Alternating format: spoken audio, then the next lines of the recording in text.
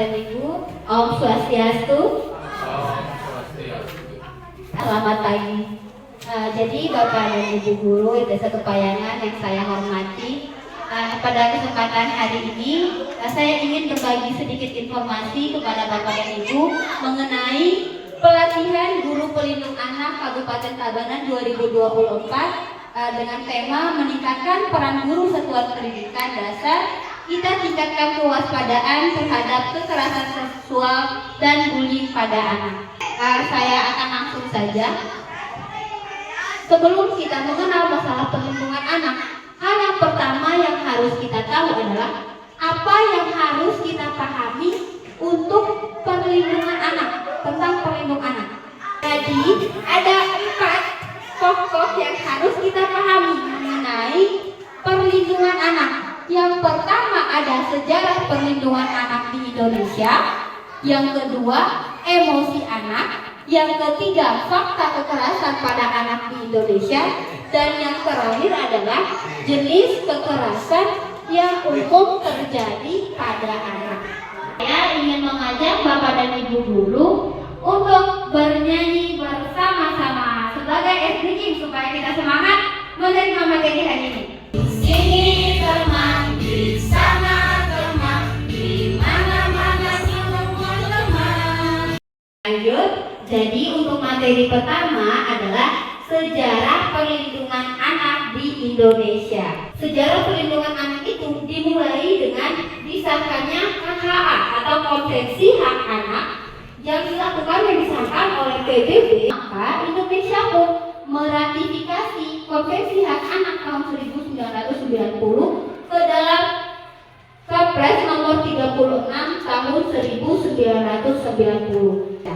Selanjutnya, fakta kekerasan pada anak di Indonesia. Jadi Bapak dan Ibu, kekerasan itu sudah sangat tidak asing di lingkungan kita. Mungkin kita juga secara tidak sadar pernah melakukan kekerasan, entah itu kepada anak kita sendiri ataupun kepada anak tetangga mungkin, atau kepada siswa-siswa kita. Di Indonesia itu sendiri kasus kekerasan itu sangat besar. Terdapat beberapa jenis kekerasan yang dialami.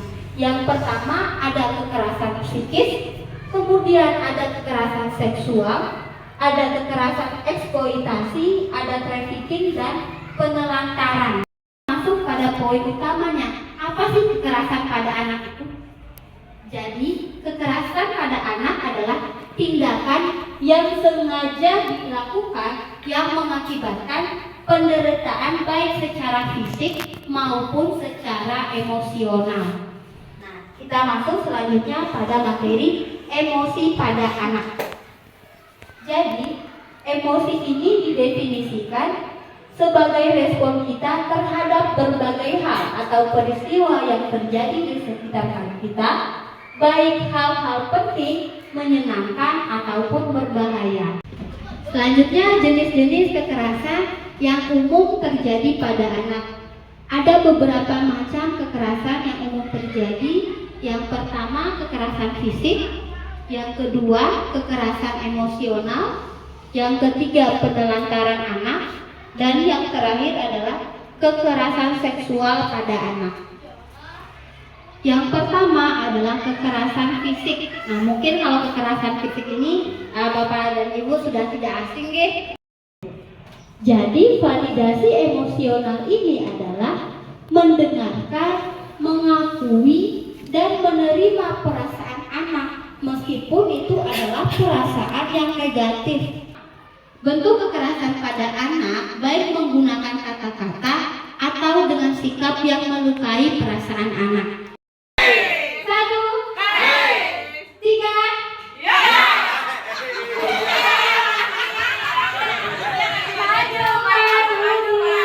Yang pertama itu adalah teriak. Yang kedua adalah lari. Yang ketiga adalah laporkan. Kalau ada jangan sentuh sembarangan, sentuhan tak aman membawa bingung. Saya akan tutup kegiatan kita pada hari ini. Saya ucapkan Pramesanti Om Shanti Shanti.